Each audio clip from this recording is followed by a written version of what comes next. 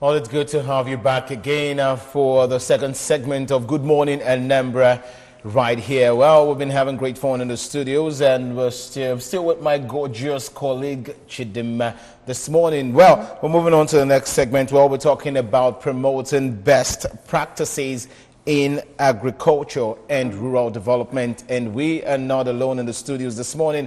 We have with us Professor Bola Gade Ayola, an agricultural economist. Good morning and welcome to the program. Good morning. Good morning, sir. Good morning. Good to have you. My pleasure. Now, before we move... All right. Okay. Before we move into the topic proper, I want you to give us your assessment of Nigeria's agricultural sector, bearing in mind that the country is trying to diversify its economy. Thank you very much. The brief way I can describe the situation with Nigeria's agriculture is like a dog walking on its hind legs. It does it very poorly, but you wonder how it's able to do it at all. Nigerian agriculture has been wobbling like such a dog for so many years. Okay. Yet, it has not fallen down, it continues to wobble. Population keeps growing faster than the rate at which food production is growing.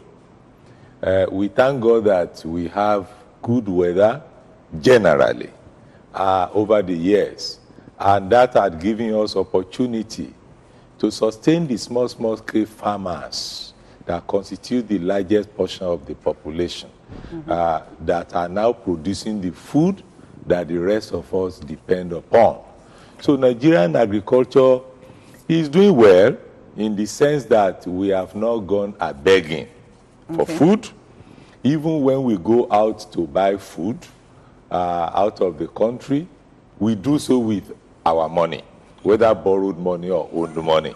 But some countries, the situation had been very bad and too bad for them to do such a thing. They have resorted into responses to famine, responses to panic, and so on and so forth, because of the shortage of food. They cannot generate enough money to buy from abroad, and the situation at home is bad. So we are happy that so far so good. We are not begging for food in that sense. Okay. And the country is stabilizing upon what he had. But we are not feeding well. All right.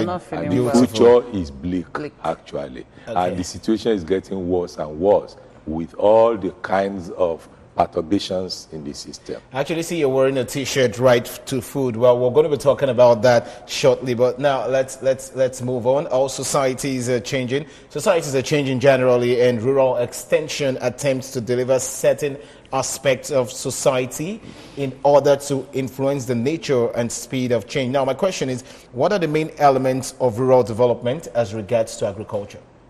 Good. The most critical element of rural development for agriculture is rural infrastructure.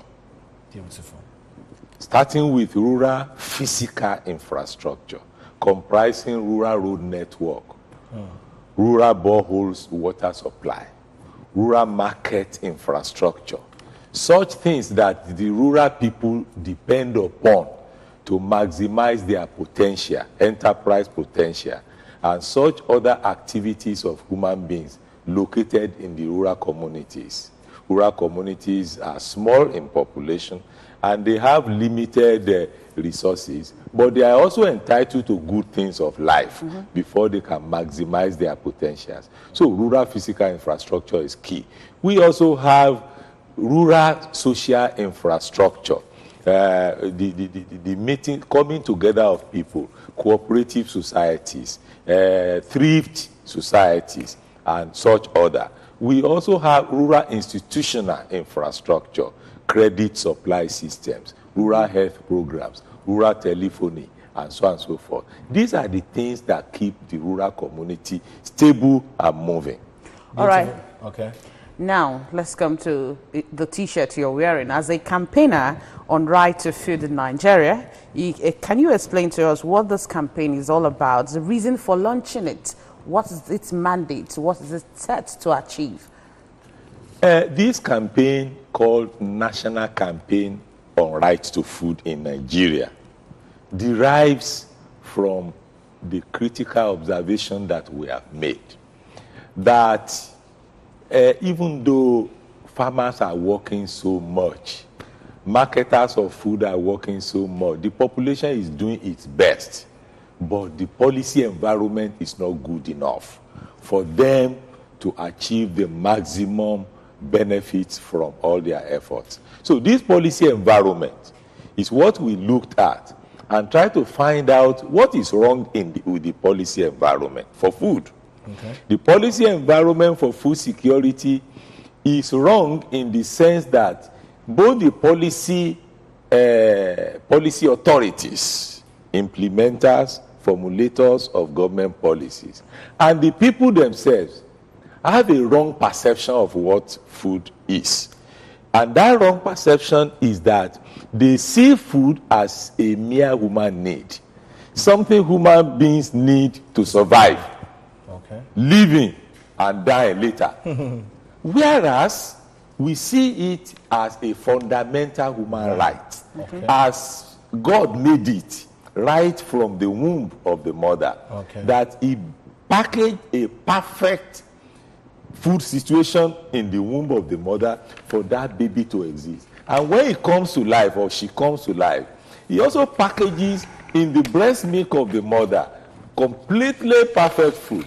And that is not the situation that goes on from there. So we now say we want to change the people's mindset from seeing food, the notion of food as a mere human need, to the notion of food as a fundamental human right. Well, the latest difference between them, we will talk about it later. The latest World Hunger Index published by IFPRI, International Food Policy Research, indicates that as of last year to 2017, with an index of 25.5, Nigeria ranked 84th among 119 countries in the category of serious hunger prevalence. What's your take on that?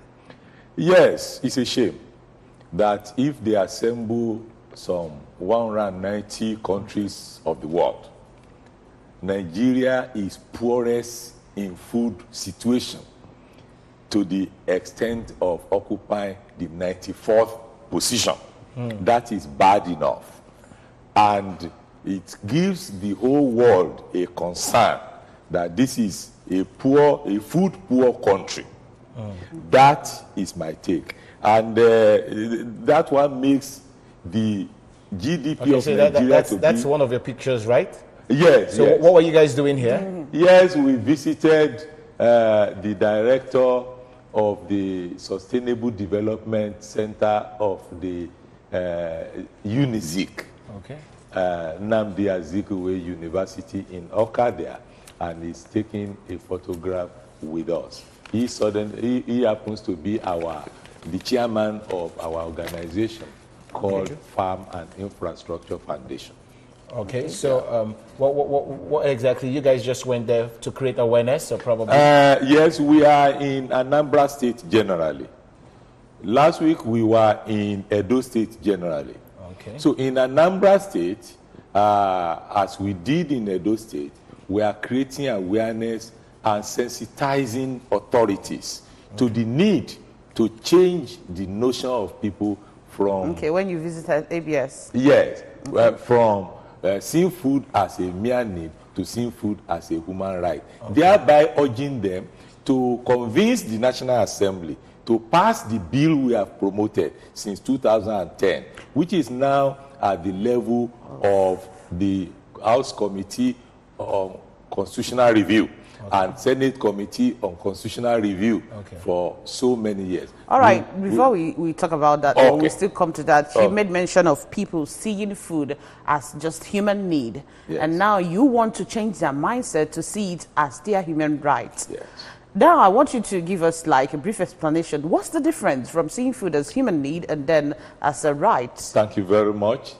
A need, your need, is something that you are responsible for finding for yourself. If you don't succeed in doing so, and somebody like government supports you to meet your need, is doing you favor, is doing you charity, is born out of that type of behavior. Such that if it does not support you with good policies for you to meet your need, is inconsequential to anybody. You cannot take him up. And that is what the Constitution does by putting food security in Chapter 2 of the Constitution, where it is inconsequential if government does not help us to achieve our food security. But if it is a right, if it's moved from Chapter 2 to Chapter 4, where fundamental human rights that are justiciable are listed, what it means is that it is a mandate of the government to bring out policies that will help you to meet your need. Not necessarily to give you food directly, but to create the policy environment for you to do so. Like jobs and all that? All the programs they run, the ACTA of this world, the D-Free, the Green Revolution, that are failing from session to session, is the responsibility for them to succeed.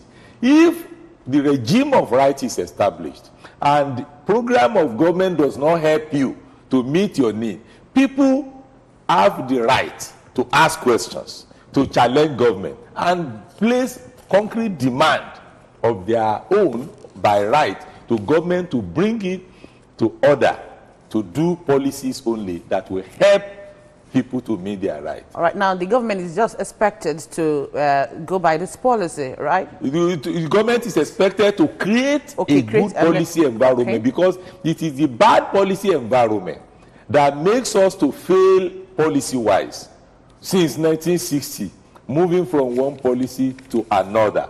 So we want to correct that policy environment. Our campaign is not saying right to food for government to give people food freely. That's not the idea. The idea is to create a right regime, an environment of right policy regime that will enable farmers to work well, marketers, men and women, to do their enterprises fine, so that they will be enabled to meet their natural rightful. All right, from your own assessment or research so far, is the only policy environment that is a factor that is responsible for the food insecurity we have right here in Nigeria? No. It's not only policy environment. We are just trying to be focused. The other environment that is not right is the technology environment. By the time you join technology environment to policy environment, all problems of food security will be addressed. But for us, we see that there is good intention in the policy, in the technology environment. Things are improving. We have the technologies there, the tractors are there, this and that. But even the technology policy environment, the environment that will make that technology to work well, reach the farmer, and so on and so forth, and market to function well, such environment does not exist. So we are focusing the policy environment for now, knowing fully well that the technology environment is also improving. All right, beautiful. Well, we'll be going for a short break, and when we return, of course, there was something I really wanted to ask you about genetically modified food. I was going to come to that, but we would move for a short break now. When we return, Good Morning Anambra continues.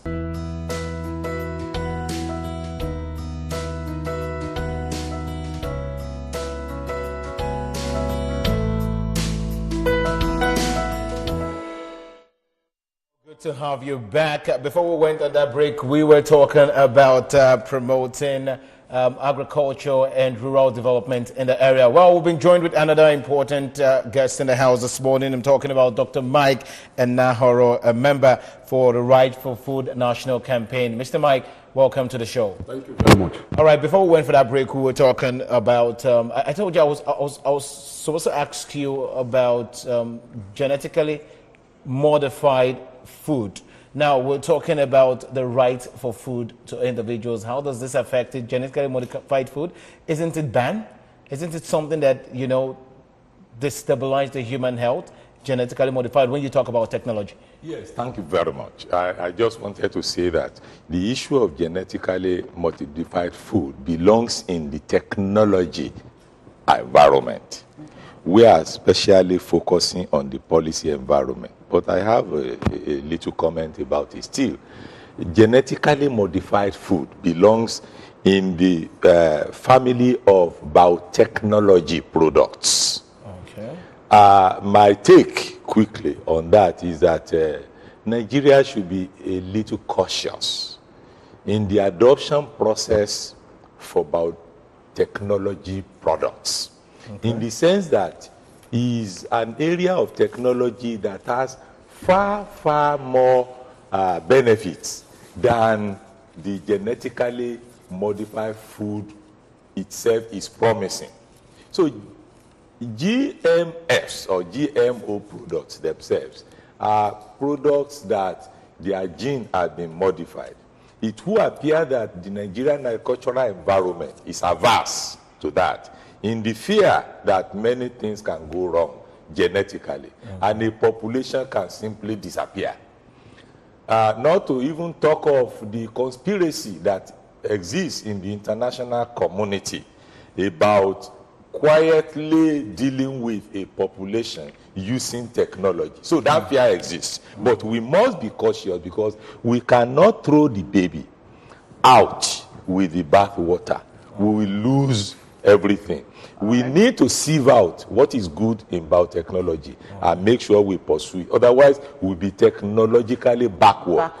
Compared to the rest of the world. All right, thank you. Coming to you, Dr. Enahoro. Yeah. Okay, Mr. Mike Enahoro. Dr. Mike Enahoro. Yeah, Dr. Mike Enahoro. Yes. All right, we've been talking about right to food, the policy environment and all that. So what then is expected of the government to ensure that every citizen is assured of a minimum degree of freedom from hunger to live healthy and a productive life?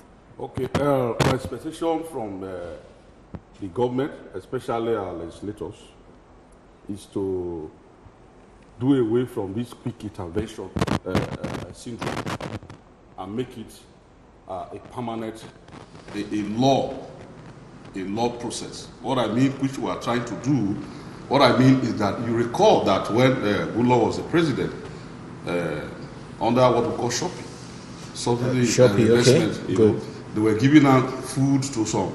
I regard those ones as quick intervention. Okay. And you see, this is what our politicians normally do, where they want to do quick intervention. All those didn't work. And this current administration, you see them, they have this social investment program, we have this school feeding program. They provide milk for pupils in schools and all that. Anambra is one of the pilot states of this project. I know I've come here I was here for MIE some time ago. You see, and there's no law backing it. If this administration goes away on that one, you see, they will stop it. But this essence of this bill is calling our government to ensure that there is a law that can sustain that kind of initiative. Okay, beautiful. The time is not our friend. Let's quickly talk about the prices of food in Nigeria. Is it fair? No, the prices of food is not fair. That's why we are advocating for coming back of commodity market. Because the prices, there's no it's not regulated. It's not regulated. Good. So we want that system to come where we have commodity market, where things can be properly regulated. All right, coming to you, talking about that bill, because we really don't have time again. Talking about the bill, if that bill eventually passed, what is in there for average Nigerian to benefit from? The first thing that is there is that, note that it is a bill of rights. Okay. When you grant somebody a right, he will naturally demand that right. He is empowered to be able to ask questions, to participate in the policy processes that affect his life. And that makes government to be on its toes in order to deliver that right. Because it's no longer a need, it's a right, just like the FOI bill, which you are very much interested in. The essence is that it's not necessarily to be taking government to court. But once FOI bill comes into operation, you will observe that if you go to a government agency, it's now mandatory and they are on their toes to make sure that what they have as information, they give you. If they don't have, they offer explanation to you. This is because it's already a matter of law and right. But if we operate in need, the government does not do it, they will say you go away. So we want the citizens to enjoy it as a right. And that is the basic thing.